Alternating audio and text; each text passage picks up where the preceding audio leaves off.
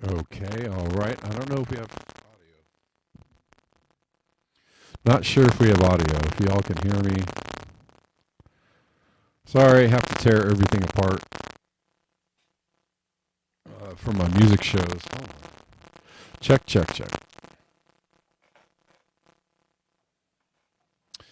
Okay, there we go. I have to tear everything apart for my music show. It's crackled.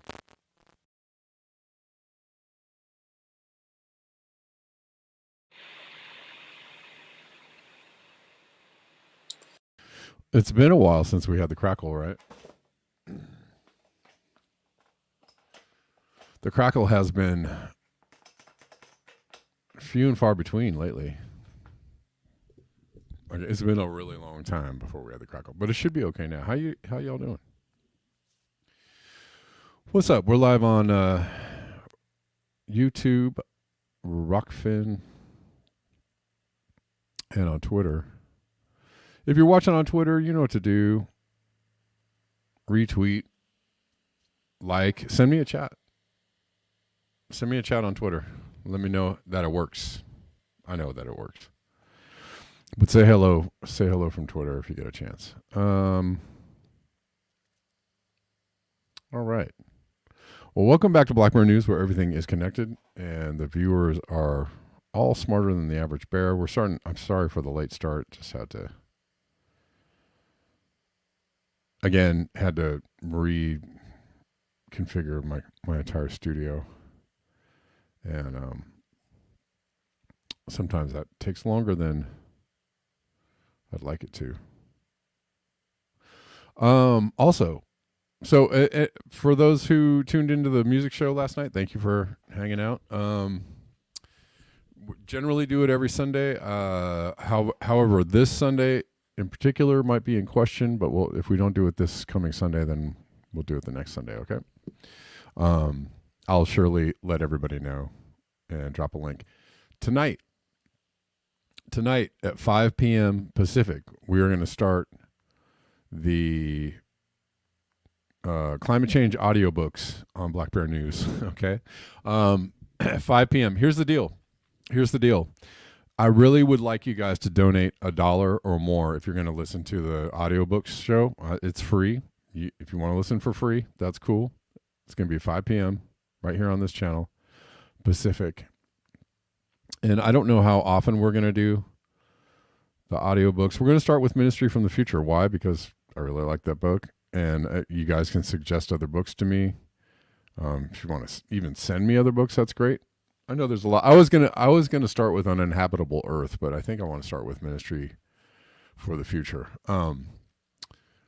again, I really ask you to donate $1 or more if you're listening to the book, to the audiobooks. Okay, not required, but just um, it's a donation based show. Okay, all right, and you guys will see the link for that. It'll be on all the channels, the usual channels. Also, this week, I think we're gonna do a watch along with a Nate Hoggins video. Also this week, I think we might do a reading of Obsolete Optics sent me the Ponzi papers, which look very interesting, and I might read those not on YouTube. Like sometime this week, we might delve into the Ponzi papers. Yes, on this channel, but probably on like Rockfin and Rumble. So I don't know what day I'm going to do that. Maybe tomorrow, maybe Wednesday. But keep an eye out for that. It'll be kind of cool, I think, to get into the Ponzi papers and read some of that stuff, because that seems to have just slipped through the cracks, right? That was kind of, it was a big news story for about a day. That's how news happens these days.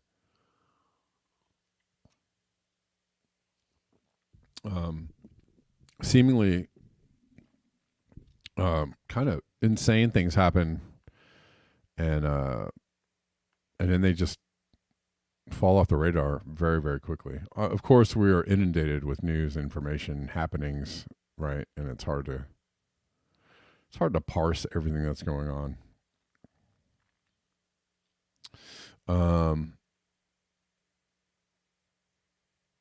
But the fellow who, we got more than a few people watching on Twitter. That's cool. The fellow that self-immolated outside of the Trump trial, who was not a Trumper, by the way. He was not.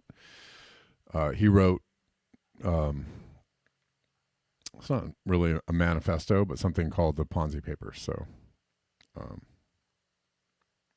Max Sarge says at 10, they plan on bringing in 200 riot police. 10, where? Who? Whoop.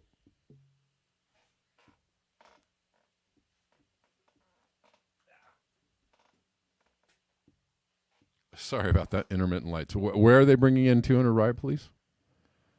Where and to what and to whom and to what and to where? Give me some more info, would you?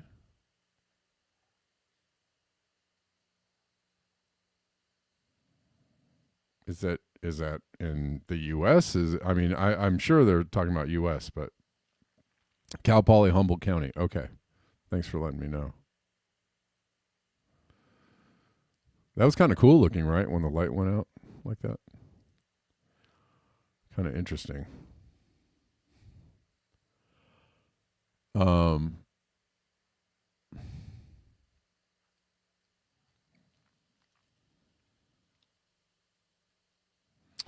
All right.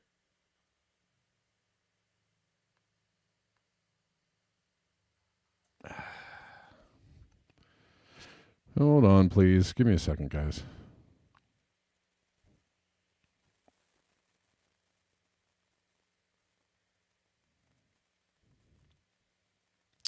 All right.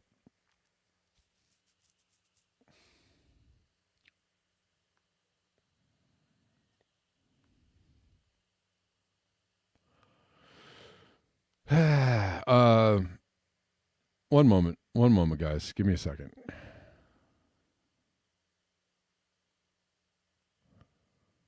Just trying to check something out here. Give me a second or two. Uh-huh.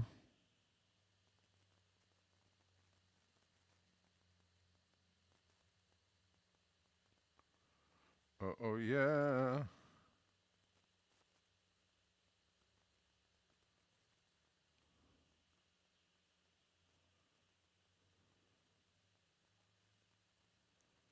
All right.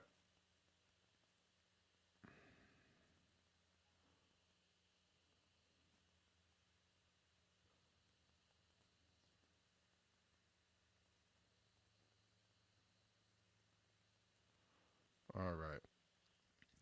All right. So how y'all feeling today? Yeah, the students are exposing our whole system.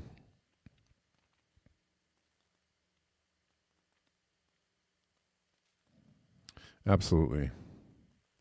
Power to the power. More power to the students, the protesters that need our support.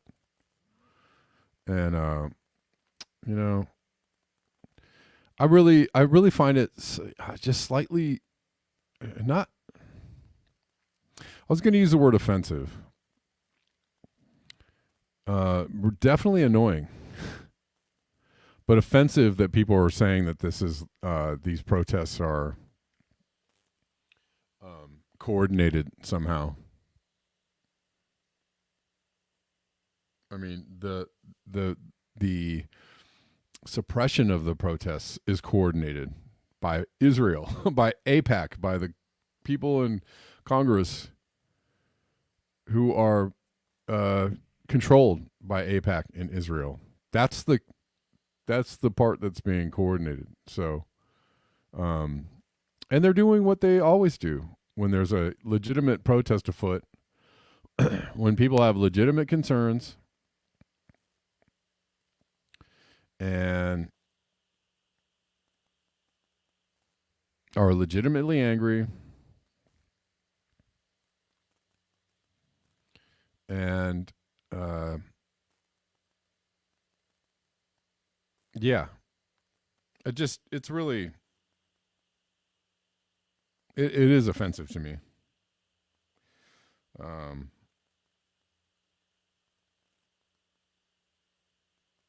Incredibly offensive. But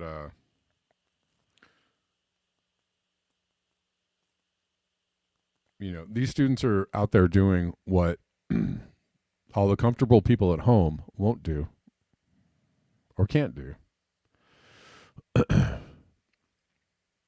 Obsolete Object says we should all take an impromptu day off of work or school once in a while just to remind the powers that be who's really in control and who has the power. Yeah, absolutely. What do they do in Europe? I have a French friend who long ago explained to me that when the government tries to pull some shady stuff on the population, like they shut things down real quick, extra quick, extra quick. Um, and again, not to say that there aren't, agent provocateurs, not to say that there aren't infiltrators, or not, going all the way back to going to Telpro and before that even, you're always going to have people trying to get into situations and do things to disrupt. Um,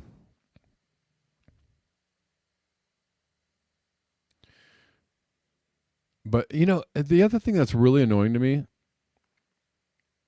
is when everything. Here's the problem: is when everything is a controlled situation, or when everything is coordinated or organized, when everything is fake, it actually, it actually really takes the power away from people trying to get together behind something, right? And you could be mad, like I don't know, like Bernie Sanders. Like let's take Bernie Sanders. Um, the things that he was saying at the time were real. You know, was he a controlled op right from the get go? I don't know that. I don't necessarily know that. But what the things he was saying were true, and the movement, the way that people felt about what he was saying was true, right? And they did everything possible to actually dissuade people from voting for Bernie Sanders, from being a Bernie supporter. They called them all racist, right? You remember? Called them all racist, called them all sexist, Bernie bros at the time. So, somehow that was powerful messaging. Called them all Bernie bros, called them all sexist, called them all racist. Um, and on top of the fact that they rigged primaries. They rigged primaries. They did everything they could possibly do to kneecap Bernie Sanders, right? And maybe they just put the screws to him. Maybe they just let him know you're not, because he turned around and supported, endorsed Hillary Clinton and told people to vote for Hillary Clinton. And that made people really mad, right? Because people really thought he was talking about a revolution. But it really sucks to me that people call, any movement, start calling any movement fake, or everything's coordinated, or there's no, you can't believe in anybody and everybody is horrible. And it just, we do need organization. We do need coordination. Or maybe Bernie isn't who he pretended to be. Maybe. No, I mean, what I'm saying is whether he was an op or not, how people felt about his message was real. Like, let's assume that he was fake, but the movement was not fake. How people felt about Bernie Sanders, how people felt about change, how people felt about the system was real, right? And so he tapped into that. He tapped into that independent voter. I'm tired of the what's going on with the corporate bot politicians, right? That was real. That's absolutely real. And a lot of people think that they'll never let anybody real get elected. They'll never let anybody with a real message or a real chance to change things. They'll never let anybody like that get elected. And that might be true. Interesting, case in point, RFK Jr., who, okay, you don't have to like all his positions, and a lot of people find his position on Israel reprehensible, but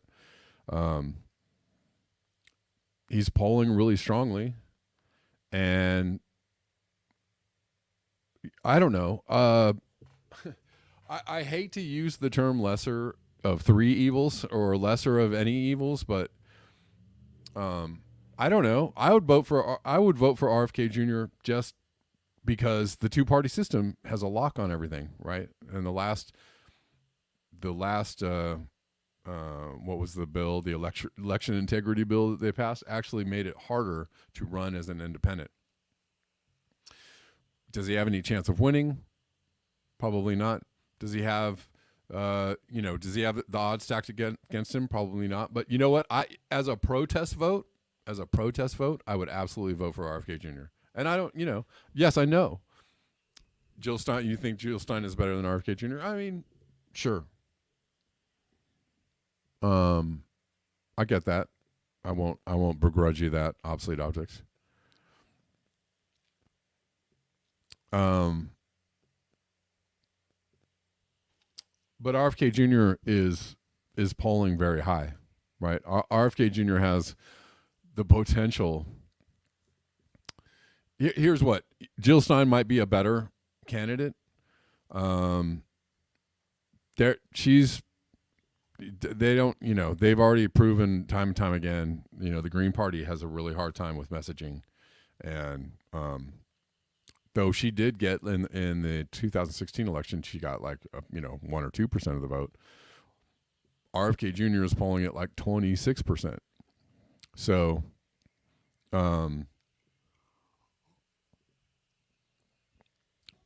we all know Cora won. Yeah, we do. RFK Jr. is running at 26%. So, I do like the idea of smashing the two-party system, or at least damaging it, weakening the two-party system, right? On some level, calling it into question. The none of the above, right? What if Biden or Trump didn't win? What if there was obviously they're gonna do everything they can to kneecap RFK Jr. from winning or even getting close, but I like the idea and this is just me. This is me. May not be you. I understand. You can. There's all kinds of protest vote. You can vote for anybody. You can not vote at all. You can. You can vote for the person that closely aligns with your morals. Yay! I say go ahead and do that. I don't know. Just for me, like I would do a protest vote for RFK Jr. just to knock on the two-party system, just to say, you know, to see if he can make it a race, you know.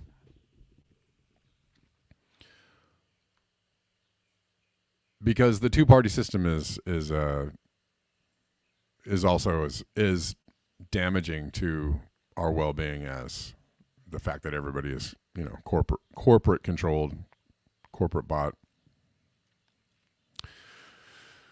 Do I think that RFK Jr. can get in and can make substantial change? I don't know.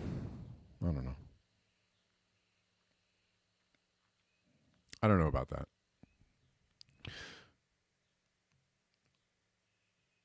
But people vote for all kinds of reasons, right? People vote for all kinds of reasons. Yeah. Yeah.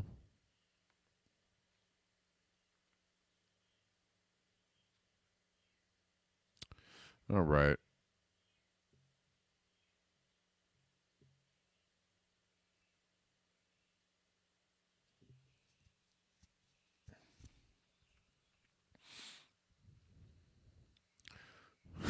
All right. It would be great if we had, what is that, ranked choice voting? Yeah.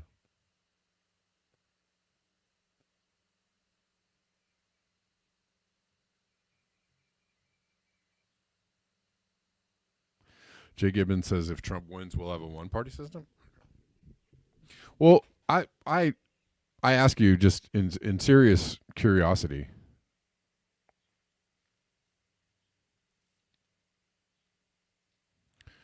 Um, why you think that?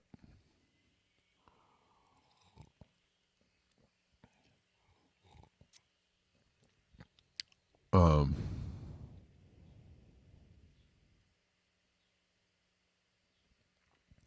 Obsolete Optics says direct market. Oh, I was going to ask you, Obsolete Optics. You said something about, and maybe you don't want to talk about it here in the chats, but like you said something about population on the Twitter.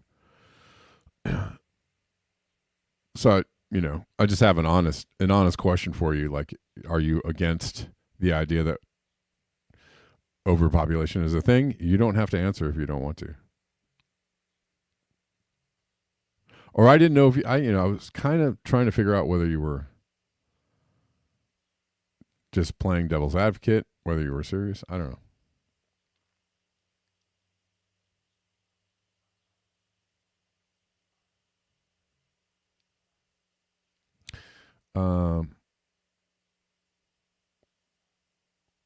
Trump wins and we have a revolution.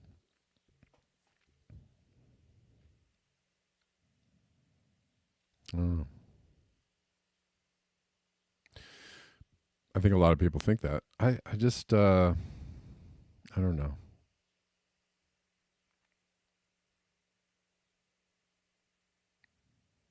I don't see, I see them all working together, right? So personally, and you probably know this, I don't see it being, you know,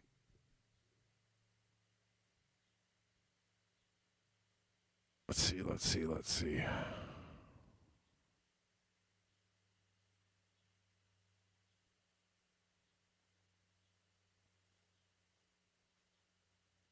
I mean,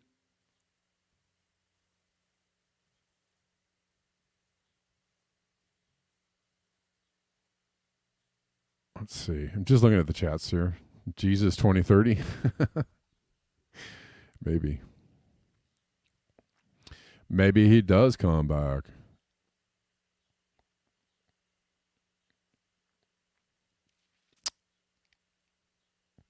Well, crap on a stick. You know what I'm saying? Do you guys know what I'm saying? Crap on a stick. Yikes.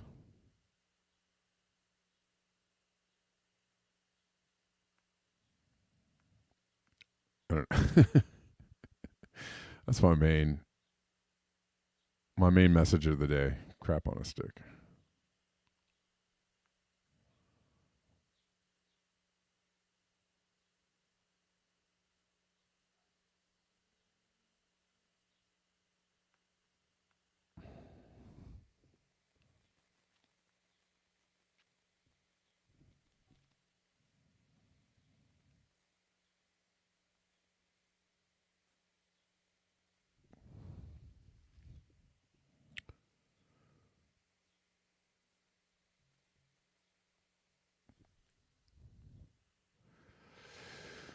All right.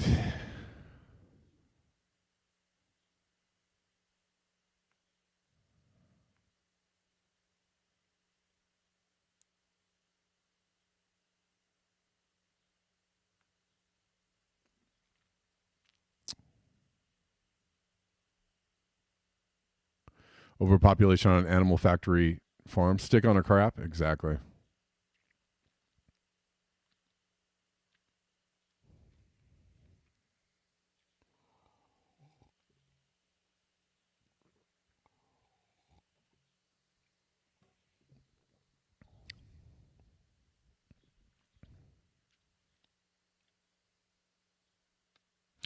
Yeah. Okay, I'm going to get into some news in a second. Oh, I promise. I'm just looking at chats. I'm just looking at my chats. Trump shall lead thine and ye all to Valhalla, says Denver.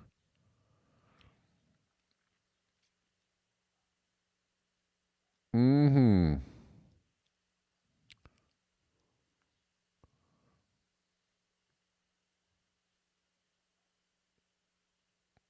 Yeehaw. Hold on here, guys. Hold on here, guys.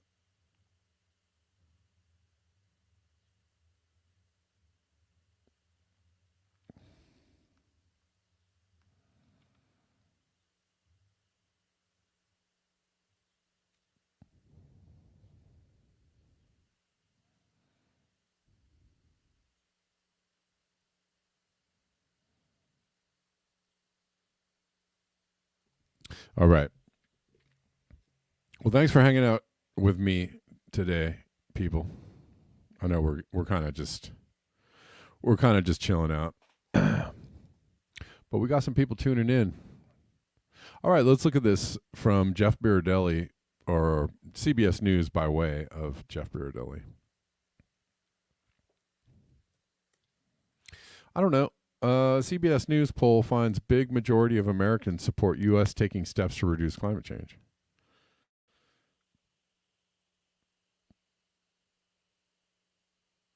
Which shows, you know, on the face that people understand that climate change is a thing, right?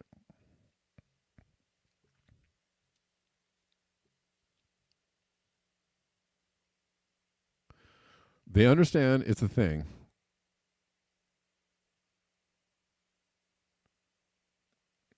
And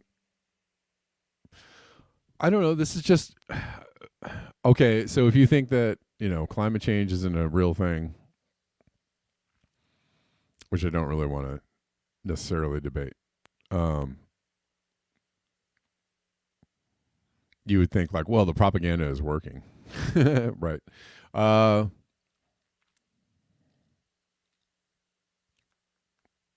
They've got these folks properly propagandized.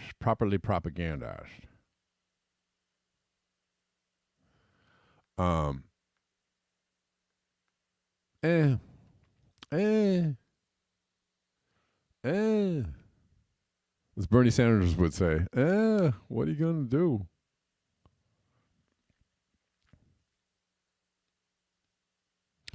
Um, anyways, record heat, hurricanes, wildfires. God dang it. All these pop ups are just annoying. Hurricanes, wildfires have all been making news in recent years, and while not everyone agrees events like these are a direct result of climate change, they do connect to people's opinions about it.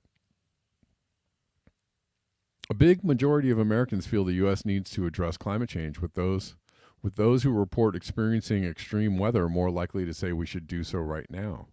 Views on climate change have long been associated with partisanship, and there still are, but age is a factor too. Younger Americans, including younger Republicans, are even more likely to say the U.S. needs to take steps to at least try to slow it.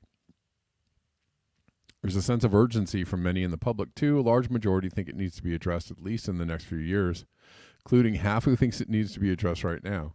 I mean, there's a lot of angles to all of this, right? There's the sense that we should address climate change. There's also some belief that we can. It extends down to the personal level too. Most Americans believe humans can do something to at least slow the effects of climate change, and those who think so feel they personally have a responsibility to do something about it. People who report having experienced extreme weather in their area in recent years, which is half the country, are more inclined than those who haven't to believe climate change is a major factor contributing to extreme weather, and more of them see the issue as one that needs to be addressed right away. So here's God. Yeah. Go away. Jesus.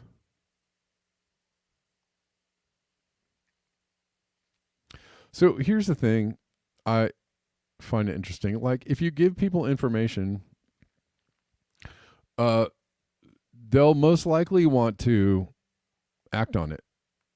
Right? Am I right? If you give people information, they'll most likely want to act on it.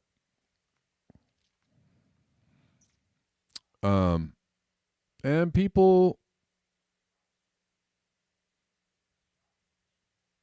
understand that things are different, right? Things are very different now.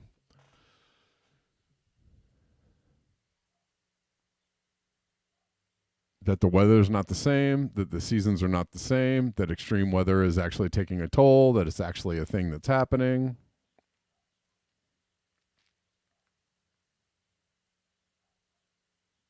Am I right?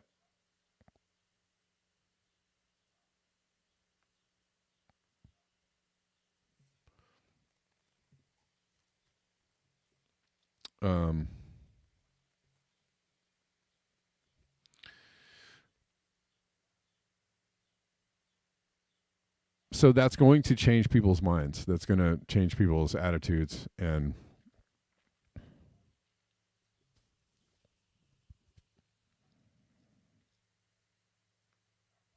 you don't even need to really like talk about it being some kind of propaganda or talk about it being some kind of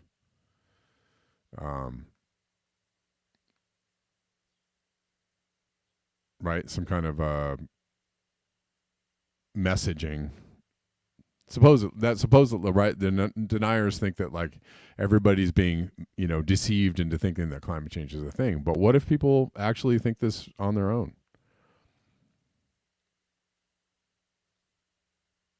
Would that be okay if they thought something about this on their own?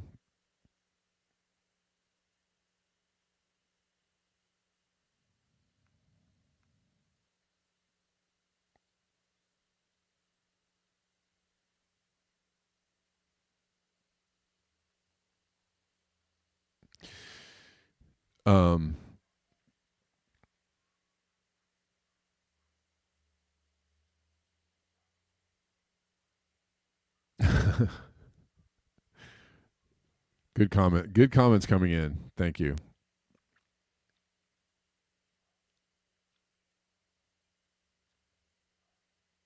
Oh, right on. Thanks for the got some good tips here on Rockfin from Rich Diana. Thank you.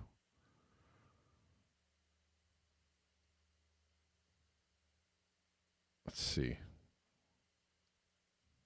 Thanks, man. I appreciate you. Was it just you that tipped, or was somebody else? Did somebody else tip? Not sure. Let's see. No, it's Rich Diana. Okay. Thanks, man. Appreciate you.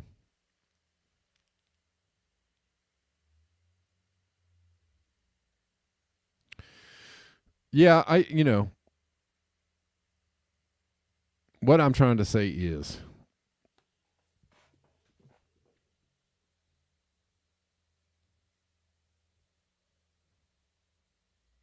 you can get people to organize or coalesce around an issue, if they have direct experience of it.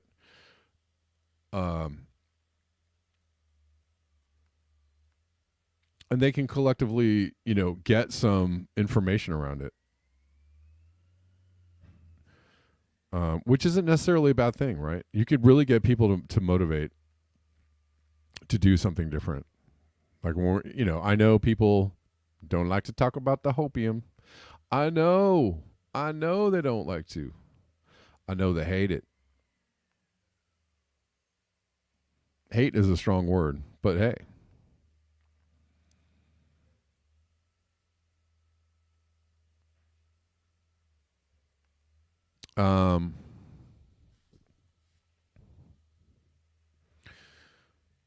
But if people really were allowed to organize, and that's one big thing. Like, people talk about things being coordinated, or it's always, I'm talking specifically around like the conspiracy theory crowd. Lots of things are coordinated. Lots of things are conspiracy, sure.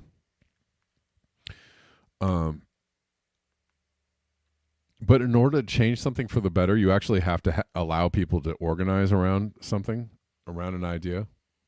And there are always going to be forces, aligned against you, looking to co-opt the message, looking to co-opt your movement, looking to infiltrate your movement, looking to make it, unsuccessful.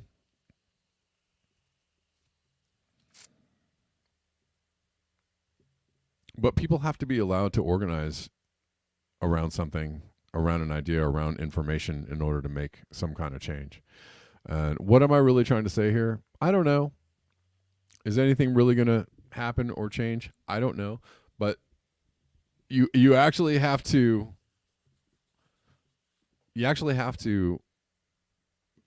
support something. Eventually you have to support something. You have to support some kind of movement. You have to support some kind of organization. You have to support some kind of acceptance of information as real and true and verified, in order to misinformation is an overdrive, says Tim Bob. Yeah, I think so. But I just think that I'm trying to make a point. I hope you guys are seeing the point I'm making. I feel like I'm talking a little bit in circles here, and I hope that I'm not just losing you because I'm talking a bit in circles. But what I'm trying to say is, there are so many pundits out there and people out there that are just like, everything is fake, everything is a ruse, nothing is real, and nobody's real, and you can never get behind anybody, and you can't. And I know, yes, voting harder, but I mean, what if there's a movement for election integrity or fair elections? Would you get behind that? Would you be a part of that? Would you take ownership of that? Would you put your shoulder behind it? If there was a movement to educate people on the damages of a consumptive society, would you organize yourself around that? Would you put your shoulder to it?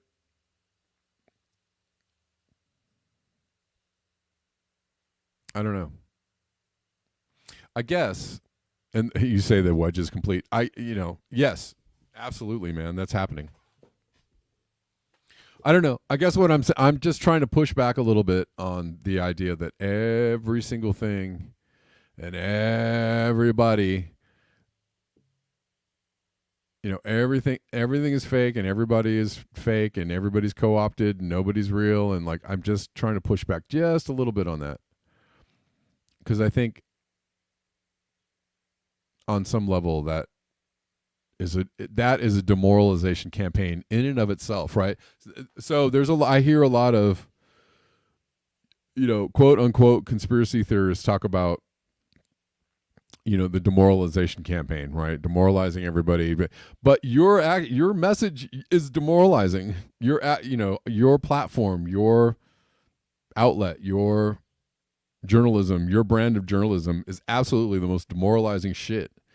Everybody could just sit around and go like, that's fake. All right, that's not real. No, those people aren't real. No, that's not real. We can't do anything. Forget about it. I mean,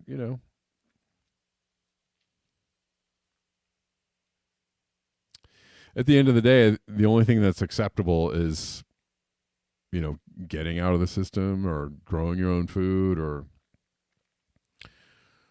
trying to be your own survival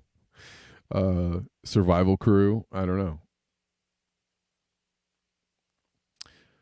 And I guess that's all we can do at the moment. But I'm just throwing these things out to think about it, because I think thought experiments are good. We're gonna do a watch along. We're gonna do a watch along later this week or in a couple days with Nate Hoggins. He has a good video which is about thought experiments. Around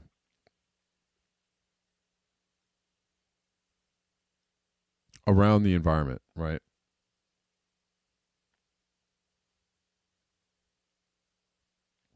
Gene says it feels different here still. In Costa Rica, we still feel like we have a strong part of our governance. Yeah, I think some places do. I mean, I feel like maybe there is a demoralization campaign going on. Maybe there's maybe the onslaught of information is demoralizing and confusing enough.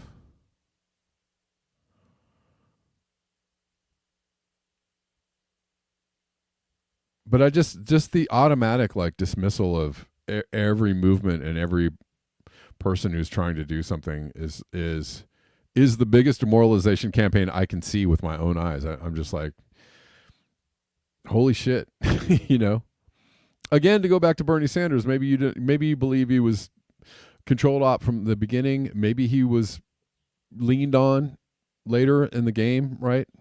Maybe he was completely authentic in the beginning, right? And then he was leaned on later.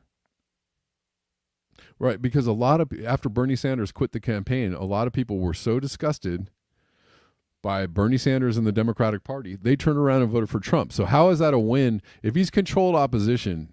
For whom? For the Democratic Party? I mean, eventually he became controlled opposition for the Democratic Party. Eventually his movement became co-opted, right? Eventually it became co-opted.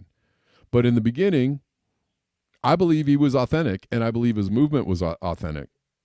And so, and even if you don't believe he was authentic, how people felt about his message was absolutely 100% authentic. And it wasn't racist, and it wasn't sexist. It wasn't any of those things that the media tried to smear his supporters with.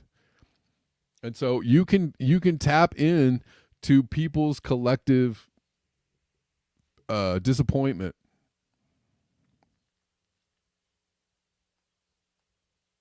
quite effectively if you're allowed to. And again, I'll go back to RFK Jr. I mean, I think he's tapped into people's collective disappointment, right? The biggest block of voters collectively in the U.S. are independents, or people that don't, feel disenchanted with either party.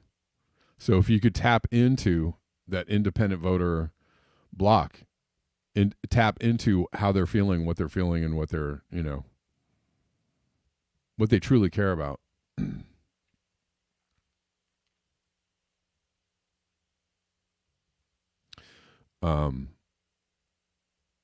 I think that that could be a powerful thing. And,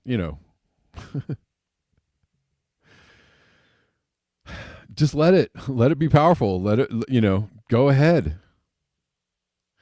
Gene says, who here doesn't engage in thought experiments? I think everybody does. I wasn't dismissing anybody here as a non-thought experimenter. But I mean, I before in the past, this is I've been doing this channel for years, right? So I have many times posited the idea that maybe we do something about climate change, yada yada yada, right? I've said, hey, if we're going to do something about it, here's what I think we should do. And there were plenty of people who were like, shut up, nice hopium pipe you got there, shut up, quit smoking the hopium, right? I got a lot of that, and a lot of people really think that. But I'm just saying, if you're gonna make it through something, or if you're gonna find a way out or a way through, you have to allow yourself to think yourself into the solution, right? You have to allow yourself to go like, well, what, granted, we all woke up one day and went, you know what? F this system, let's save the planet, right? Like if the 70% of the people in the US were actually given real information about where we're at with climate change and what's causing climate change and how it is we could fix it, if they were given the real information about it, not just like, well, the weather is weird, I think that might be the climate change, maybe I should buy an electric car, right? So if everybody was given the real information and the real roadmap, and people woke up, we had a mass awakening, and people woke up and said, hey, we're going to do something. It's all right to think out. It's okay to go down that road. It's okay to go down that road and think those thoughts. It's okay. It's absolutely okay. I'm allowing myself to think those thoughts, and I'm allowing anybody else here to think those thoughts. And,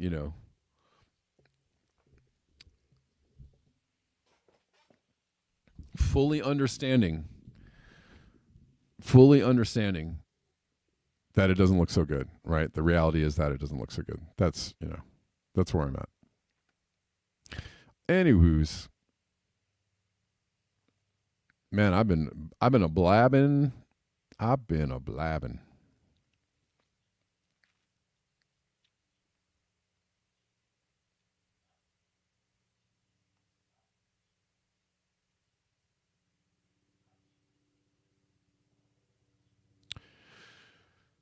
Yisms. Yism people.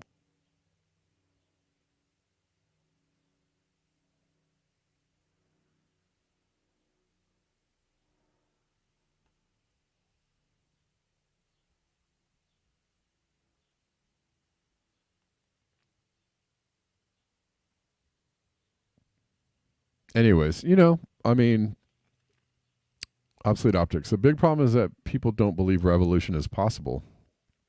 And it is not possible. Where'd your thing go? It's not possible precisely because they do not believe it is possible. Theodore Kaczynski. Is that true? That's really from okay.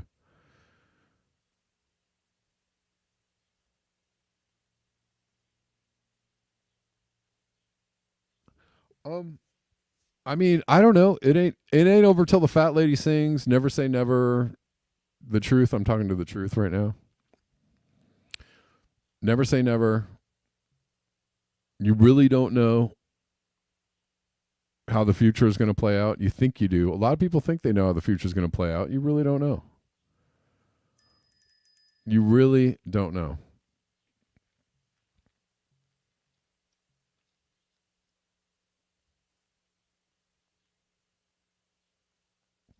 So, and I'm all for people like, getting their gardens together and getting their, the food sources together. I'm all for it.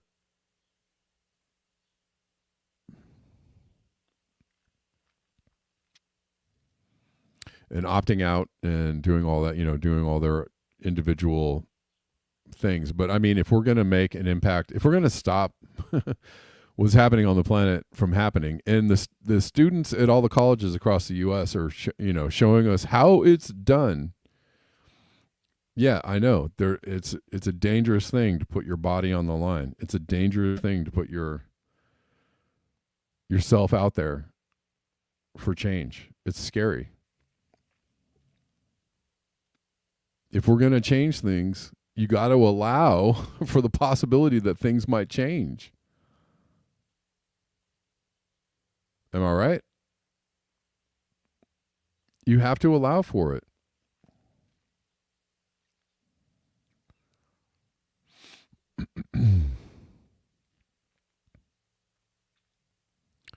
Friends and neighbors, countrymen.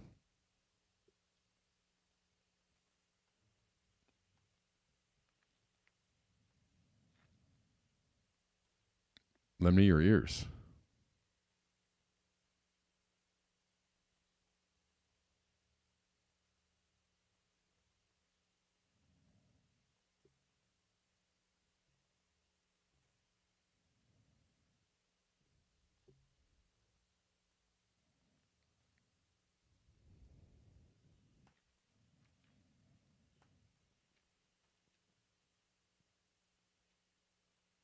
Anyways, I know we spent a lot of this a lot of this show just kind of talking, but that's I don't know. I brought up this poll and I brought up this article precisely for the conversation, and I appreciate you all, your views, and I appreciate a difference of opinion, or at least a challenge. I'm not saying you're wrong if you don't agree with me. That's not what I'm saying. I'm just giving you my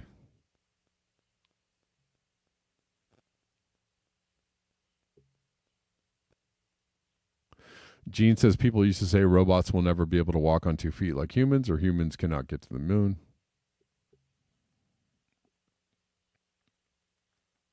Well, at least one of those is. I'm kidding. Kind of, sort of. Yeah. Well, in my, the one of the biggest things I think about is flight, right? Think about humans before the advent of flight.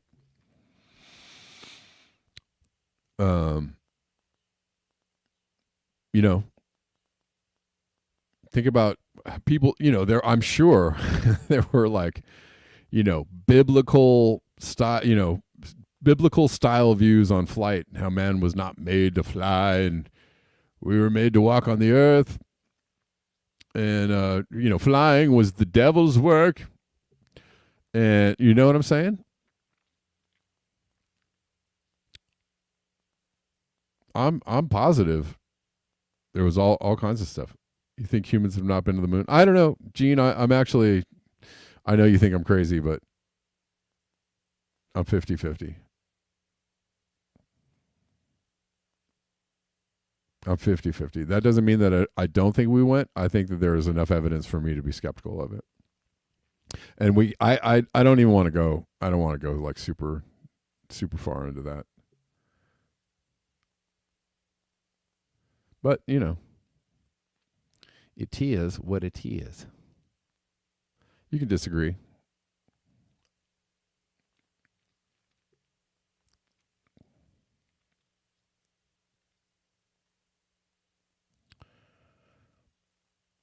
You could call me what you want. I mean, I don't know. You just do you I'll say one thing about that. Bella says I'm 50-50 on everything. Now I'm taking a nap. That's not extreme skepticism. Tim Bob, I would like to ask, here's the one thing I'll say about that. Here's one thing that I'll say about that. And this is a true story. You can look it up. You can go just search this on the internet.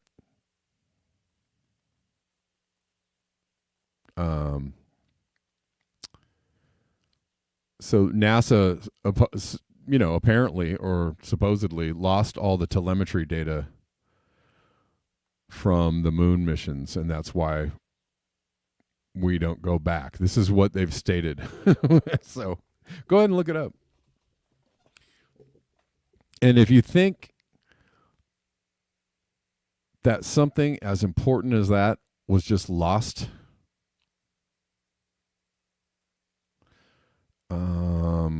I just,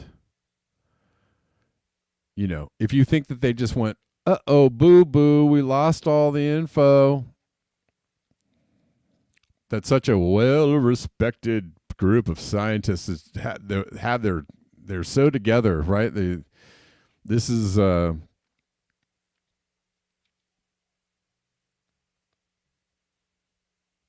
don't know. I don't know. Explain that one for me, please. That a scientific body like NASA could literally lose the telemetry data or wipe the telemetry data from the moon missions. That's not extreme skepticism. That actually is.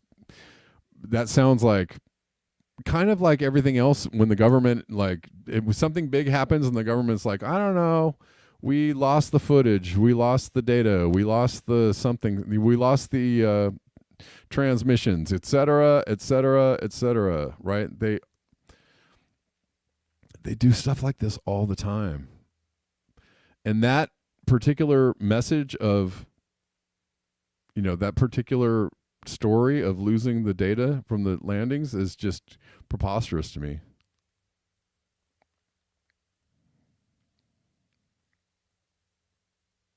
That makes me feel like either they're trying to hide something, or geez, I guess it wasn't that important. Am I right?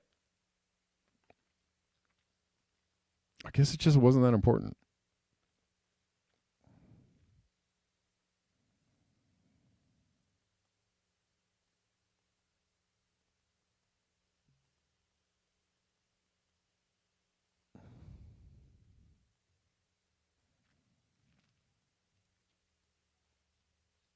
Gene says, I'll ask my brother about that, Kevin. He works in space engineering trajectory stuff. Why do you think that isn't a rumor? What do you mean?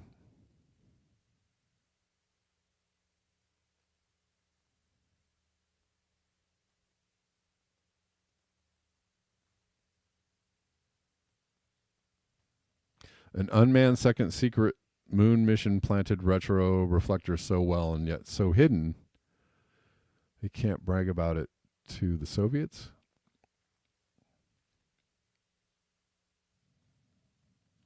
Here, okay. Well, okay. I'm sorry. I didn't mean to get off on this, but I really didn't. Hold on, guys.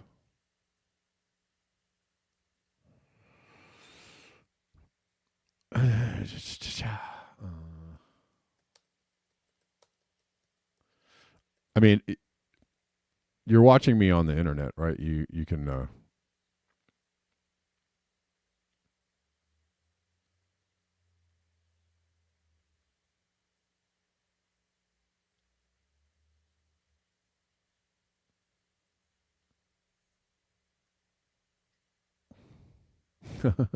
I think they.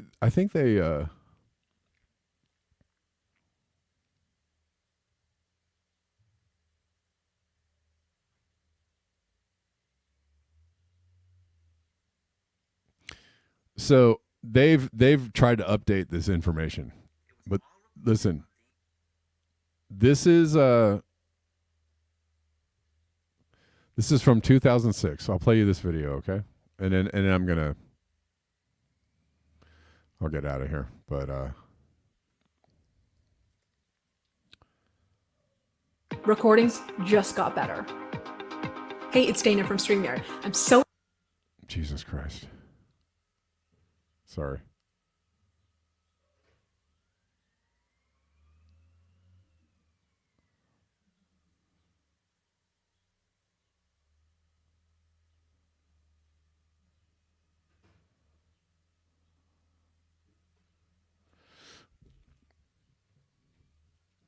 Bella says, look at the computing power necessary to land a Falcon 9 booster. They didn't get it right for 5 tries, and some guy with a joystick did it on the first try.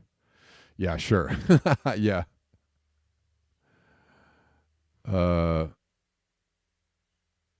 Yeah, if you think, I mean, that also is a big one for me.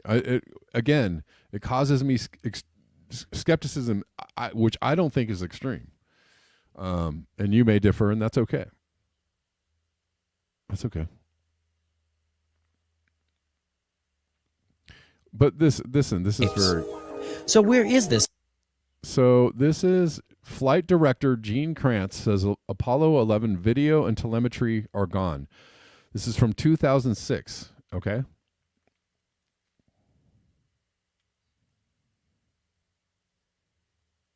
Playing you this video. It's still on YouTube. It's hard evidence. I haven't seen anything that indicates the telemetry data is even in existence. And as I said, even if we had it, we don't have the machines to play it back. But your own research has shown the telemetry data is missing. That's right. Could this be true? Mankind's first interplanetary exploration and the original science data is missing? Apollo 11, this is Houston. Radio check, over. If it's anywhere, it should be here at NASA's Goddard Space Center in Maryland, home to the National Space Science Data Archives. This film you're making now, what is it? This is a film trying to prove that Apollo 11 happened. Does it have a name? I mean, do you have a name for it yet, or Think you? you'll call it Did We Go? Did we go? Okay. Okay. Doesn't have it either. The Smithsonian doesn't have it. Johnson doesn't have it. Right. We've been unable to track it down. I mean, we don't know where this telemetry data ended up, and we don't know what path it may have taken. So, unfortunately, I'm afraid I can't really give you much of a clue as to where this data ended up and whether it still exists or not. Most likely.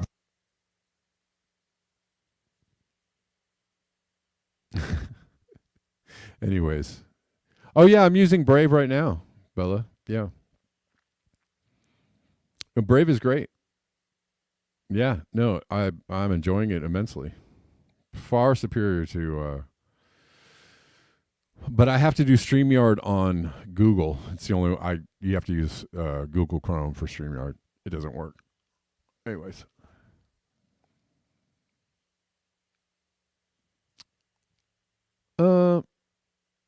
Not saying it didn't happen, but These scientists just misplaced these tapes. Or did they? In 1969, the astronauts conducted 3 alleged science experiments on the moon, one of which is still in operation today. It is the Lunar Laser Reflector, which allows a giant laser on Earth to be pointed at the Apollo 11 landing site. Then, it bounces back to the same place it came from on Earth. I traveled to the University of Maryland to meet the principal investigator, Professor Carol Alley. Okay, we're here at the office of Professor Carol Alley. Right in? Yes, how are you? Oh, Nice to meet you in person. Camera. Anyways, I don't want to get too far on this because we're chewing up a lot of time talking about this. But on Wikipedia it says the Apollo that they were missing. Again, now they're trying to, because people have glommed onto this story and talk about this on the internet. Now they're saying, but yes, the telemetry data is missing from the Apollo 11 mission. Yes, correct. But it's somewhere, they have it stored somewhere else. That's all they say about it.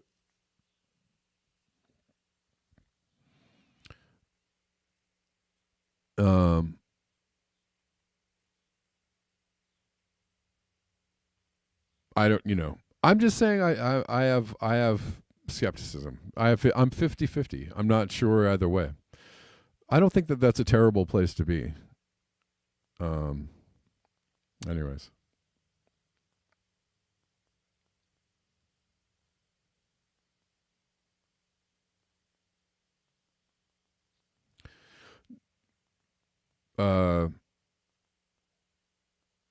And then the other thing that I was going to say about it, is yeah, just if you think about the technology that we had at the time, I don't know that, did we really do that? A lot of people talk about the distance that it took for, think about getting information, back then from the moon to Earth, and somehow we were communicating with them.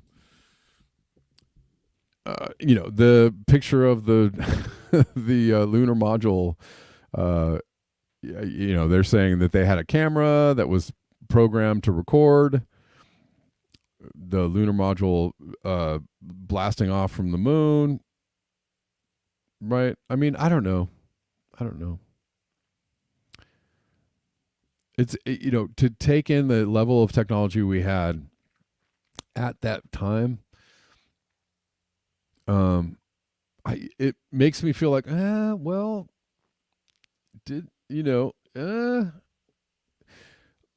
I work on like possibilities and likelihoods, right? I'm not working on black and white, and that's why I say 50-50. To say 50-50 and somebody is calling me extreme in the chats, I'm like, that's not extreme. I'm 50-50. That's not extreme.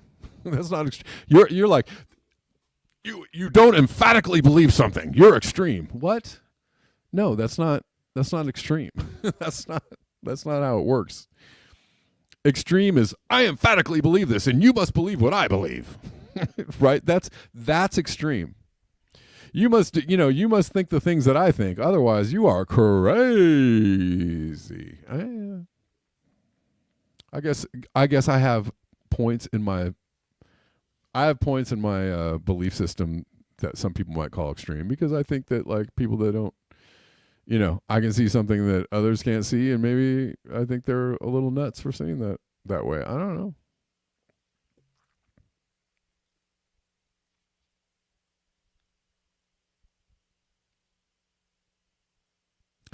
No, Tim Bob, adopting every stance is extreme. It is not. It is not. I can assure you it's not. I don't know. And like sorry, Tim Bob, spreading your legs for every dude. I don't know if you're just being if you're trying to be funny, but I don't know. Being, it's like people that say, well, if your mind's open, what is it? I try to have an open mind, and if your mind's so open, your brains will fall out. That's just like, I don't know, the goofiest kind of like Archie Bunker dumb shit, like kind of viewpoint like I've ever heard. Anyways.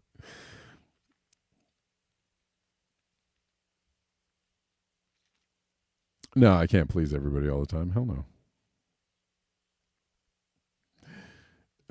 All good. All good.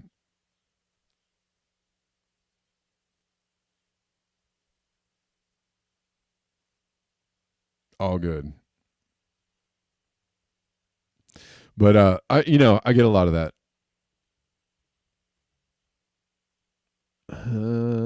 Tim Bob says, Kevin, you are literally saying you refuse an opportunity to be wrong by adopting every view. Well, wait, am I adopting every view? Saying that I'm 50-50 means that I'm adopting both views? I believe both things at once? Is that what you're saying? I mean, I'm trying to understand what that means. It's fence-sitting cowardice? Cowardice. I'm a coward? Okay. How is that? Anyways, I don't really understand what you're saying, because, if you are trying to be facetious, that's, whatever. I'm actually trying to debate you a little bit, so, by giving no weight, I'm risking nothing. Hey, look at, okay, you're funny. You're funny. I mean, last thing I'm going to say, first of all, if you appreciate this content and you enjoy watching me every day for free on this channel, Monday through Friday, please consider supporting the channel in a monetary way. And there are ways to do that in the description box of all the channels that you're watching. I love you too, Tim Bob. But listen, am I confused? No, it's not confusion. I can tell you that it's actually the opposite of confusion. It's the opposite of confusion. To not have to take, admit that I don't believe in the moon landing. I'm strongly skeptical about it, but I just don't, I'm strongly skeptical about it. I mean, it's okay. I don't have to believe something fully. I don't have to believe in something fully. Like listen.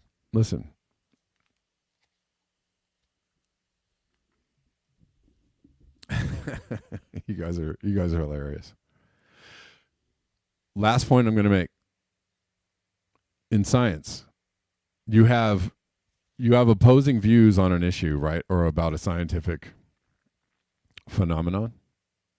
Am I right? Am I right? Sometimes scientists have and then you have there's something in science called consensus, but you don't always have consensus on something. Am I right?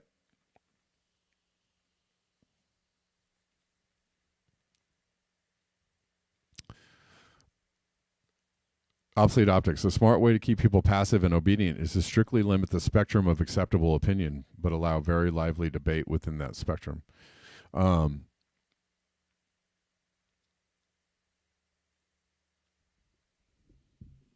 Even encourage the more critical and dissident views. So listen, what I'm saying is, in science, there can be science is based on skepticism. Is it not? But nobody has to, there's no law, there's no rule that says that you have to believe one way or the other. Nobody is saying you must take a stance, or you are a terrible person, or you are a weak mind, or you are, no. Actually, I'm a stronger mind. Sorry to tell you that. A stronger mind can hold two opposing thoughts at the same time without,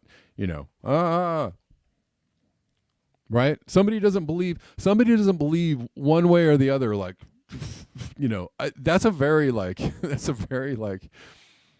it's a human thing. It's a human thing. Humans respond to strong opinions one way or the other. They respond, that's proven time and time again.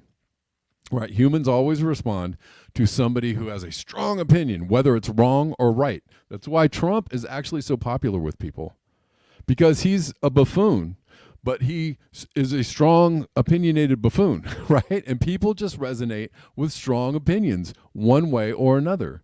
I am not one of those people. I allow for people to maybe have, unresolved opinions about things. I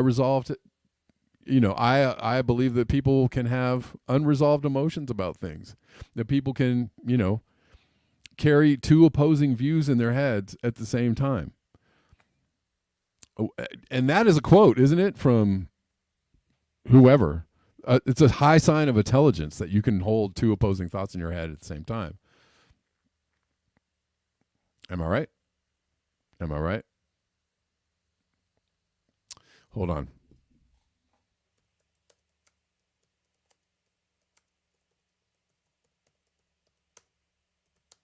I'm going to find this quote.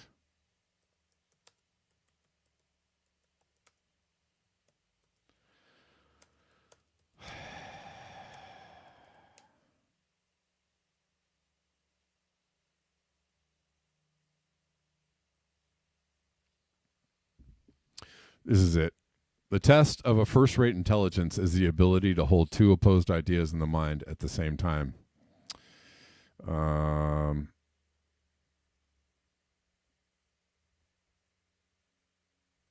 think it's who said this?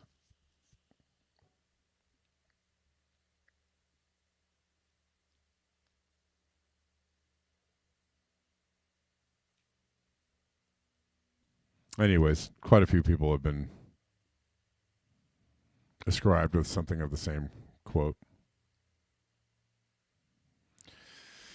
F. Scott Fitzgerald said the truest sign of intelligence is the ability to entertain two contradictory ideas simultaneously. So there you go.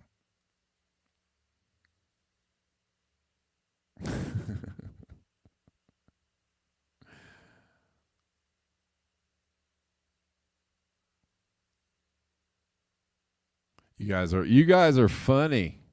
Oh my God. All right. I mean, if you disagree, that's fine. The thing is, again, science is built. Skepticism is a large part of science, and not everything is a consensus, right? Not, science is not all about consensus. And the history of science is people upending consensus with a different viewpoint, right? Until everybody goes, no, that's crazy. And then they all come around to this new viewpoint, right? But like, I can hold the idea that I'm 50-50 on the idea of the moon landing until I have more evidence either way. I've just heard and read and seen some things that have made me extremely skeptical. However, I still can allow space for it to have been totally real. It's okay. It's all right. I have no problem with it.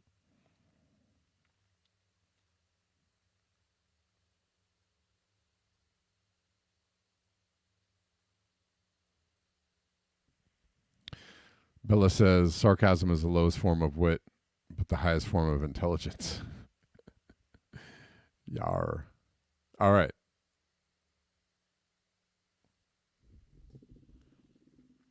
They say quoting is the lowest form of communication. Yes.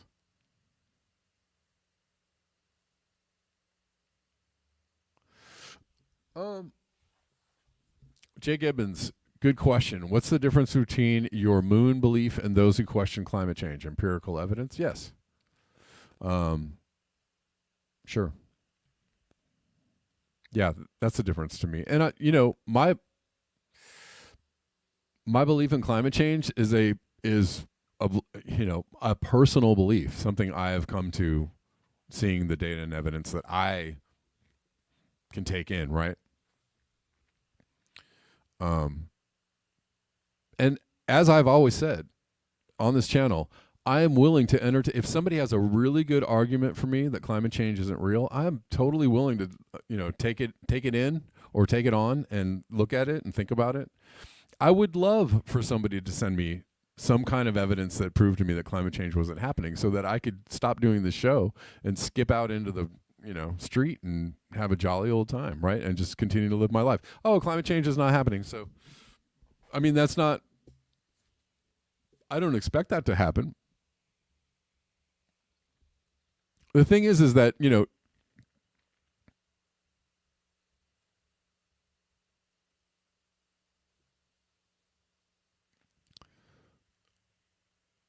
so, I believe in climate change based on the evidence and the data that I can see.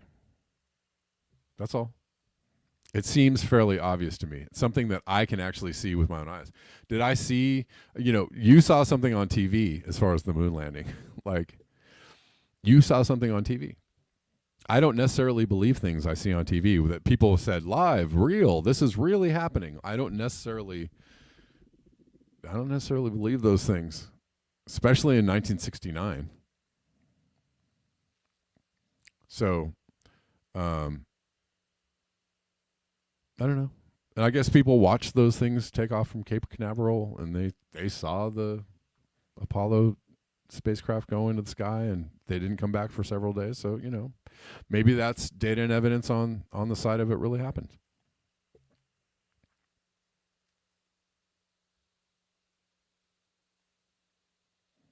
Bella says, I'd rather someone discuss both sides of an argument than just one.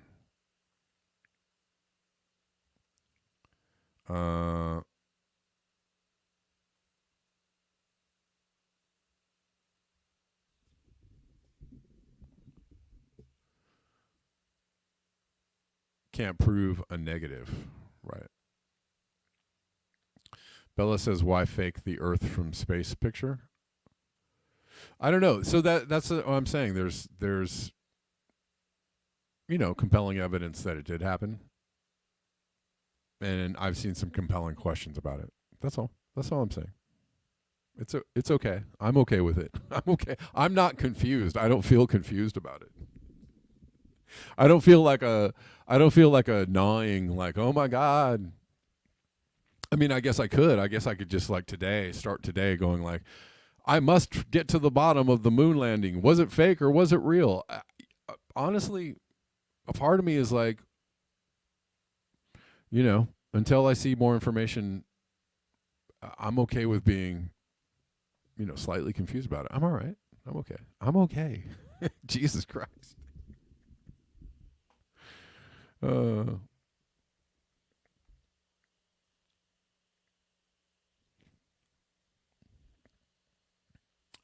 Bella says it's a freaking round porthole from low Earth orbit. No. Okay.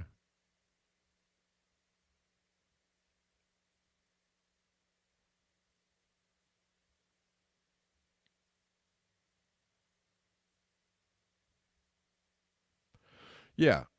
I mean, I guess I could say that climate change is something that I can touch myself and feel myself and see with my own eyes. I can see the differences in what, from when I was a child, when I was much younger, when I can see over time the changes. I can feel it, which is going back to the article that I read earlier in the show. I think that's what's informing a lot of people. It's not just they're sitting in front of the TV watching CNN and being told that climate change is real. I think people honestly are seeing that there's differences in the weather. There's extreme things happening, right? Things are very different. People are coming to that conclusion on their own with their own senses. And what you're seeing is a reflection of that.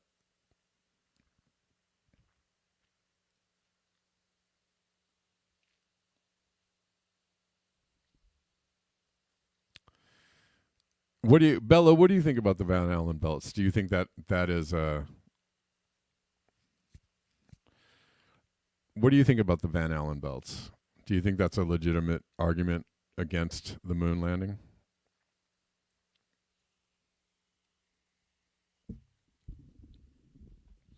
So, do I trust climate scientists? Asked Gene.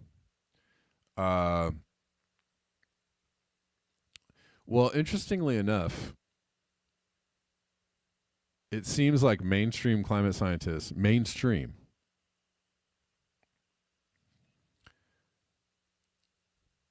shielding, high radiation. Yeah. So do you think we got through the Van Allen belts is what I'm asking? I guess I should have clarified that question. The Van Halen belt is much worse.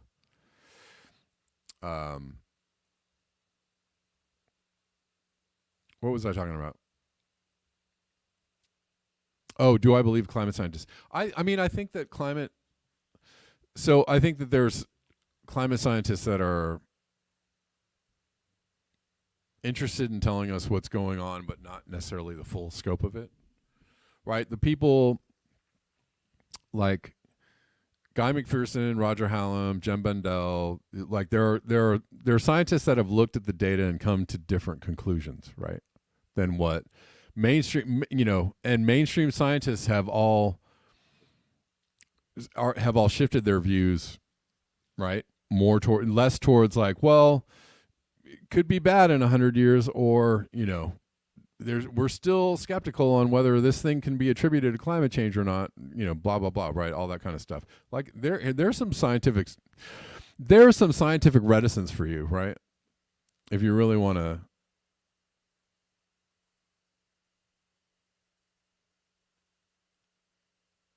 Well, yeah, there you go. There's scientific reticence for you if you want to be annoyed by somebody taking two positions at the same time. Like, talk to somebody who's studying the planet, an environmentalist or a climate scientist. who studies, is studying and reporting on the changes to the planet. Sometimes very massive, shocking, jaw-dropping, eye-opening changes. And at the end of their statement to the press, they go, "Well, we still don't know whether we can attribute this to climate change or not." I mean, there's some cognitive dissonance for you, right?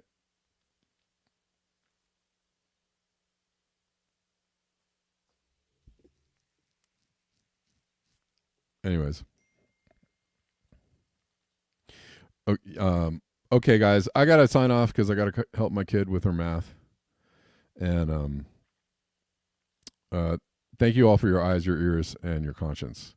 And thank you for the conversation. Appreciate you. 5 p.m. tonight, there's going to be a kind of a audiobook, a reading, if you will, of Ministry for the Future. 5 p.m. on this channel.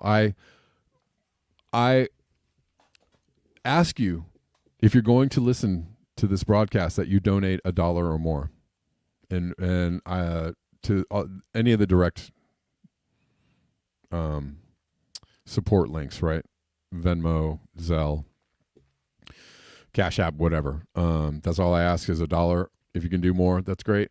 5 p.m. tonight, Pacific time. We're gonna do Ministry for the Future. I'll see you all back here then, and thank you. Peace.